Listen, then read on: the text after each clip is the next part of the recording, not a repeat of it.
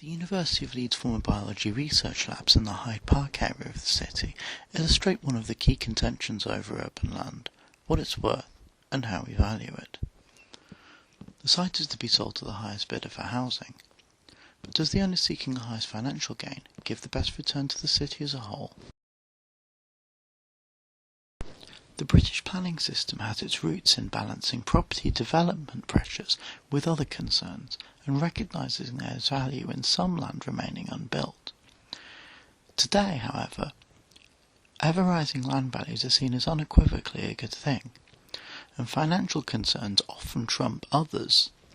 But local residents maintain the greenhouses and lab space at this site present an unequalled opportunity to explore how we can meet future food demands in the city in response to climate change. In protest at the sale, the site was occupied in February 2015 and opened up as a Leeds community project.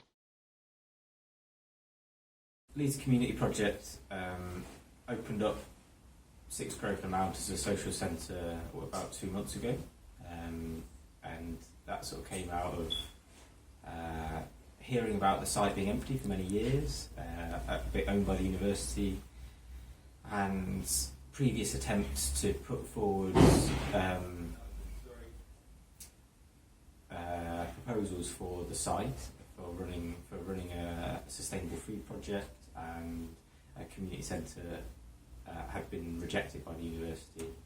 So we've occupied this space as a last attempt to save the infrastructure, the glass houses, and the site as a green space for community use. So the university's application that they've worked on, they've spent several years putting together a housing planning permission and getting planning permission to build 8 new houses and 1 refurbishment of the old house, and I think that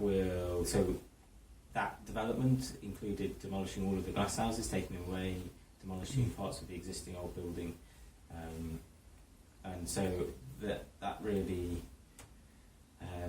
would be a really great loss of amazing infrastructure right in the centre of Leeds to support a sustainable food system and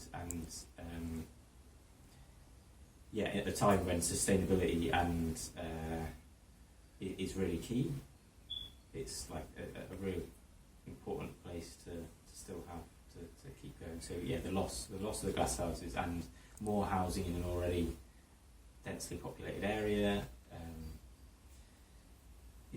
wouldn't be a good exchange for what we have.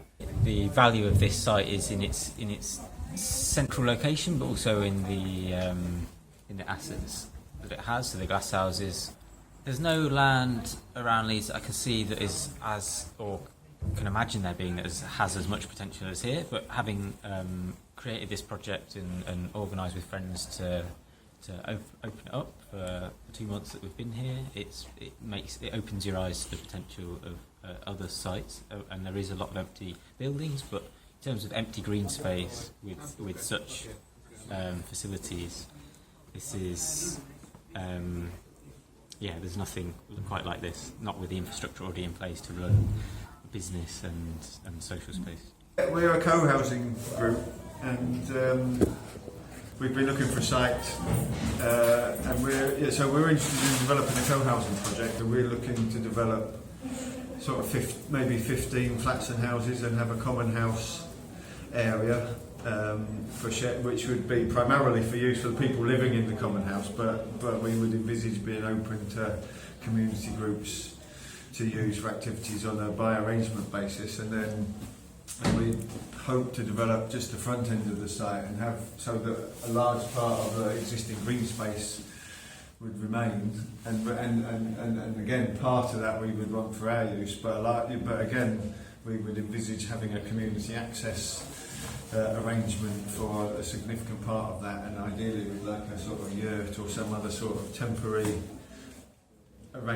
space there that community groups could use on a more available basis maybe than the common house part. So I mean that's the sort of model we're trying to to develop, and we'll be looking at doing it along the same financial model as Lilac, which is MHOS. So that's broadly. I mean, it's at an early stage, but that's what we're thinking.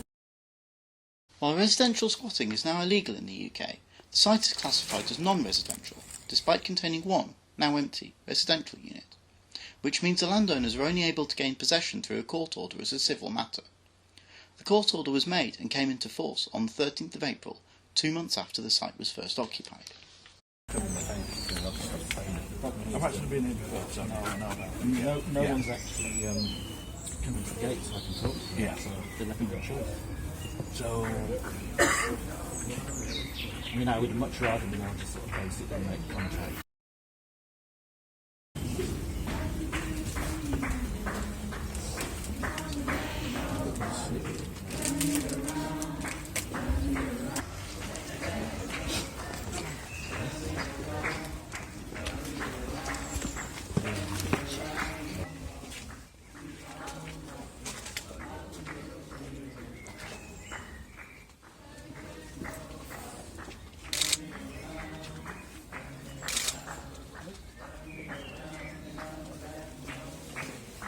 Hello? I know no one wants to come and meet me, but can you just stop singing so I can make something clear to you, please? Bailiffs did not take possession of the site immediately, but returned unannounced on the 23rd of April and secured it against the occupiers. Both Leeds Community Project and Shangri Leeds have since attempted to re-enter negotiations with the university, and while these have not progressed for the Grosvenor site, they are willing to talk to both parties about future land sales and to consider social values as well as monetary.